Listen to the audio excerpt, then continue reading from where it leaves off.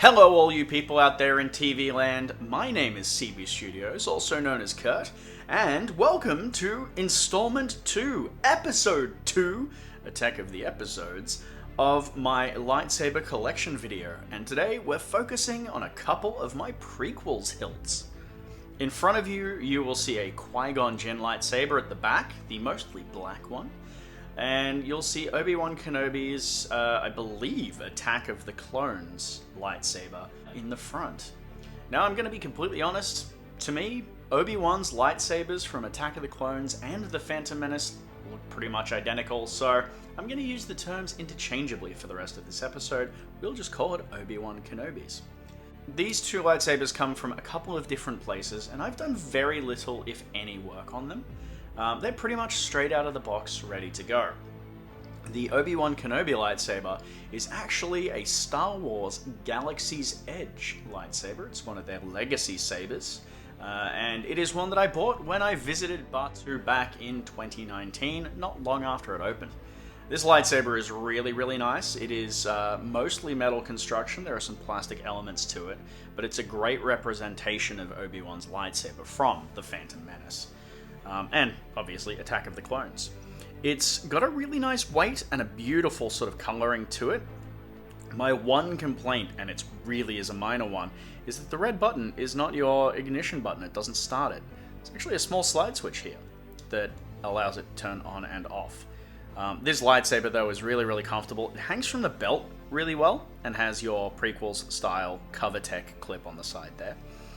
It's a great feel in the hand, and it's not overly heavy. One of the things I have done, and on this one as well, is the blade plug that it came with. I filled that with resin and then did a layer of aluminium tape over the top, just to give it that sort of finished metal look that you get on the prequels lightsabers. I have done a slight teardown and modification to this. My top emitter was slightly loose, it had a little bit of wiggle room. So I've pulled this off just by unscrewing these pieces here, removed the entire emitter, and just packed it out with a little bit of masking tape just to take up some of that slack there. Let's get it back in place. Doesn't like to sit on these weird Hasbro stands, and honestly, I don't like these weird Hasbro stands. They're just something I have. My Qui-Gon lightsaber is a little dusty, but this is really, really nice. It's got those incredible see-through grips the whole way down, which is really, really cool.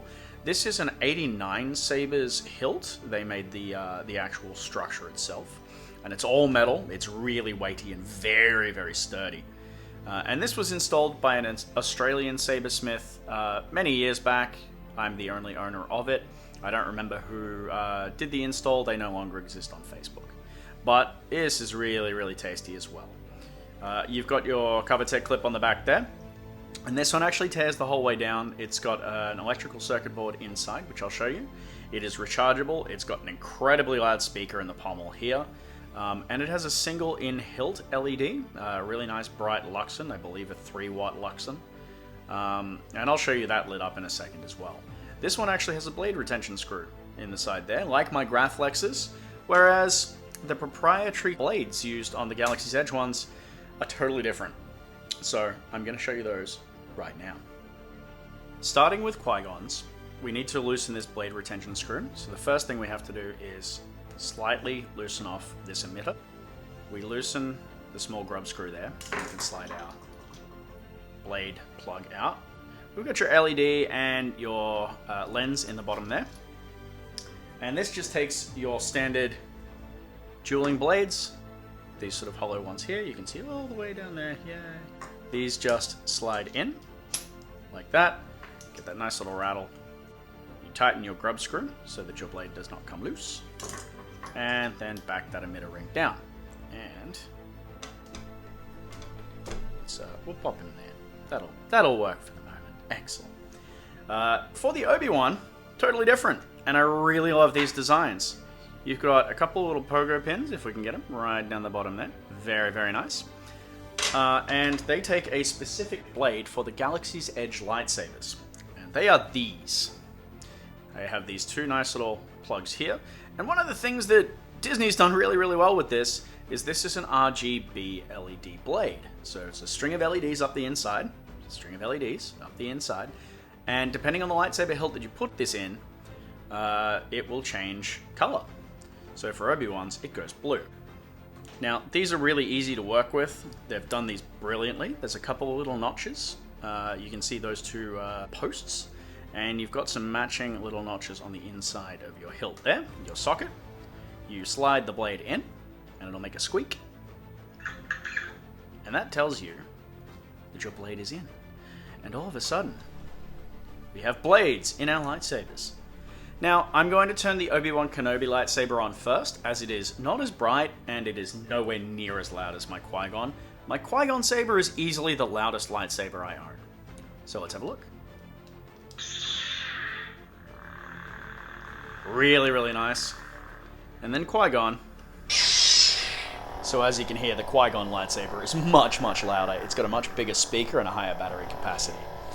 The sabers both have clash sensors in them, but you've really got to hit them to get them to register. So really it just looks like I'm lightly pimp slapping my lightsabers. The Qui Gon lightsaber also has blaster deflection, as you can hear. Very, very cool. Which is common in a lot of the higher end lightsabers.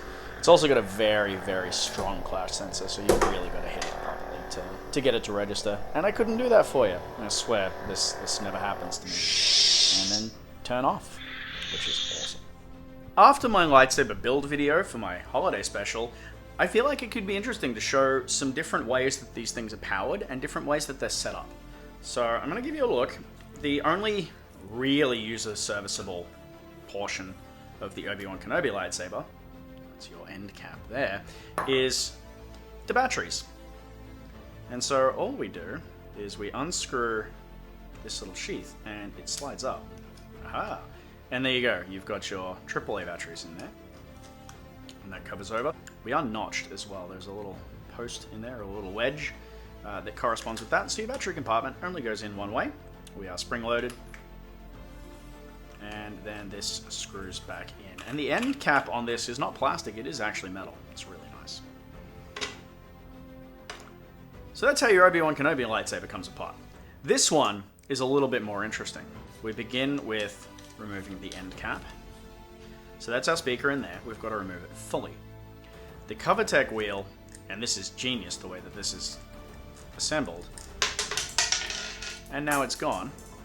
Yes, that did just drop all the way down onto the floor. The CoverTech clip actually holds this outer sleeve on. And that leaves us with this. We've got a small hidden screw that was covered by our sleeve.